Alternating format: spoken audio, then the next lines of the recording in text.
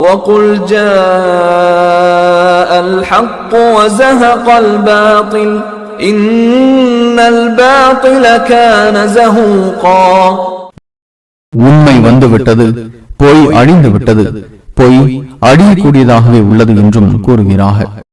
முகமதுக்கு முன்னும் பின்னும் எந்த ஒரு நபிமாரும் வரவில்லை. நபிகள் இல்லாத ஒரு சந்ததியில உண்மை நான் தெரிந்தெடுத்தேன் அல்லாஹ் சொல்றான் குர்ஆன்ல. ஈசாக்கு, யாக்கோபு இதெல்லாம் இஸ்லாம் அடிப்படையில் நபிமார்கள். இஸ்மவேல் நபி. அப்ப இஸ்மவேல் ஒரு நபியாக இருக்கிற பொழுது முகமதுக்கும் அவருக்கும் சம்பந்தம் இல்லை. எந்த நபிமாரும் தோன்றாத சமுதாயத்திலிருந்து முகமது வந்தார்னு குர்ஆன் சொல்லுது. இப்ப நம்ம என்ன விளங்குகிறோம்? முஸ்லிம் ஆகிய முகமதுக்கும் இஸ்மவேலுக்கும் எந்த விதமான சம்பந்தமும் இல்லை. YDM செயல்பாட்டாளருக்கு வம்சாவளி மற்றும் பரம்பரை பற்றி அடிப்படை அறிவு இல்லை.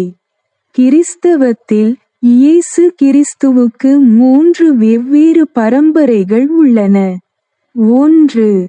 தெய்வீக பரம்பரை, ஆன்மீகம், கடவுளின் குமாரனாக. 2. சட்ட பரம்பரை, தத்தெடுப்பு, மாற்றான், தந்தை ஜோசப் மூலம். இது அவரை டேவிட் மன்னரின் அரச பரம்பரையுடன் இணைக்கிறது. 3. உயிரியல் பரம்பரை, மேட்ரிலினியல், அவரது தாயார் மேரி மூலம். அவரது மனித இரத்தத்தை வழங்குகிறது.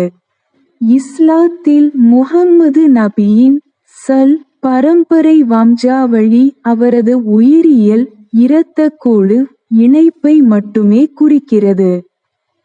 வதீலா பின் அல் அஸ்கா ரஹ் அவர்கள் கூறுகிறார்கள், அல்லாவின் தூதர் சல் கூறினார்கள், நிச்சயமாக அல்லாஹ் இப்ராஹீமின் அலை மகன்களில் இஸ்மாயிலை தேர்ந்தெடுத்தான்.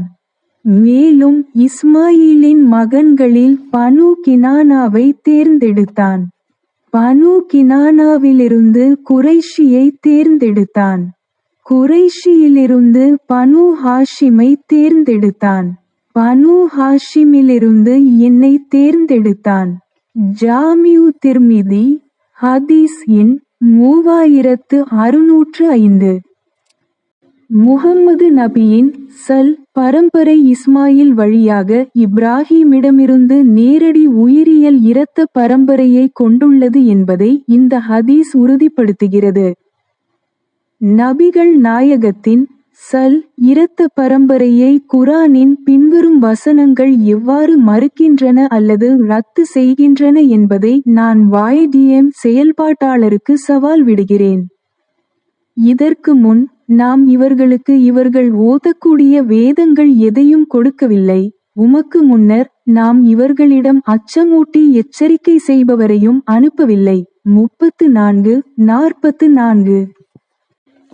எந்த சமூகத்தினரின் மூதாதையர்கள் எச்சரிக்கப்படாமையினால் இவர்கள் நேர்வழி பற்றி அலட்சியமாக இருக்கின்றார்களோ இத்தகைய வர்களை நீர் எச்சரிப்பதற்காக 36:6 YDM திருப்திகரமான பதிலை வழங்க தவறினாள்.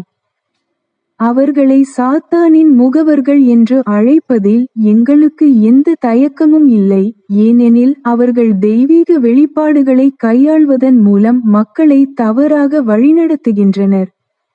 இன்ஷா அல்லாஹ் தொடரும். ஆங்கில மொழிபெயர்ப்புக்கு விளக்கம் கிளிக் செய்யவும்.